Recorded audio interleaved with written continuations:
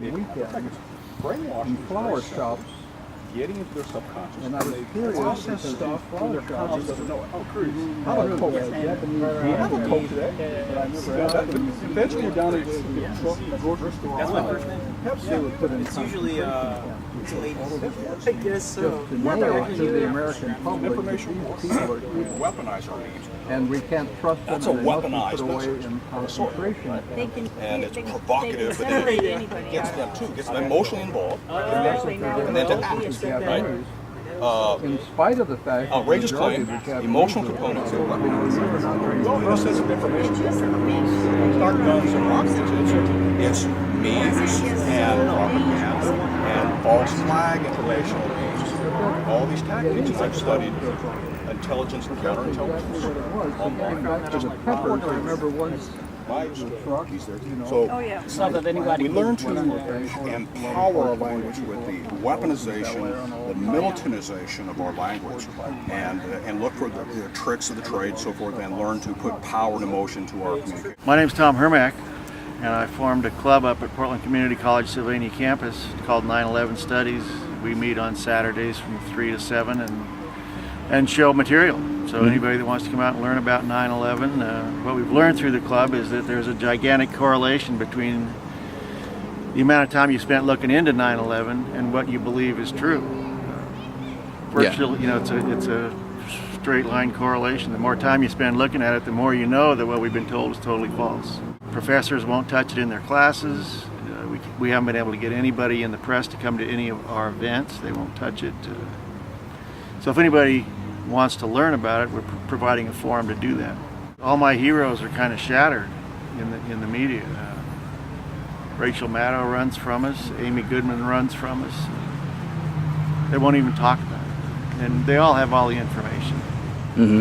So down the line, it's a mystery to me. I had a lot more respect for the press now. So I think that's one of the big things that should be a litmus test for anybody you respect or pay attention to, is whether they'll talk about 9/11 or not. It's the most important event in my life. And look at the impact it's had on people around the world. It's huge. Yeah. We should at least know the truth, and that's all most of us are about, is finding the truth. I can't name a thing you can look at that doesn't point to the official story being false. I mean, the Pentagon's got all kinds of questions. The Flight 77, Flight 93 that went down in Shanksville. There's a big hole in the ground, no airplane parts, no body parts, no luggage, no nothing. All the financial implications, and of course the towers. There's plenty of proof that they were brought down by controlled demolition. All you have to do is look at it. And one tower was hit basically dead center at the 95th floor, and the other tower was hit about the 75th floor and just clipped the corner. Yet they came down exactly the same. That's totally impossible. Very asymmetric damage. And so at any rate, anywhere you look, and Kevin Ryan just did a great book I just read called Another 19 that goes through the history of all the people involved in 9/11. And where they come from, and how many special operations there were, special operations operators, black ops. So yeah, as far as if you're into Agatha Christie, I mean, it's the greatest mystery of all time. I would say it's beyond faulty at this point. What we've been told is not even remotely possible. And as far as a new investigation, I'm not a big fan of that. I think the investigating's been done in terms of determining that we've been fed a bag of goods.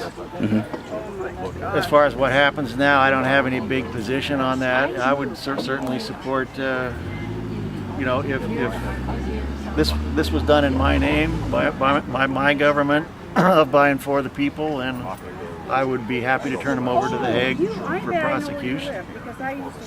That needs to be done in order to redeem this nation. I mean, I'm a big fan of this country and the founders and what's gone through, what they went through to create this country. Yeah. I mean, it was a huge sacrifice on all their parts, and it's a grand experiment, and I want to keep it going. And it's just a civic duty that I feel that I need to at least provide anyone who cares a place to come learn the facts. And that's what I encourage anyone who sees this to do. Please look for yourself. it doesn't take long.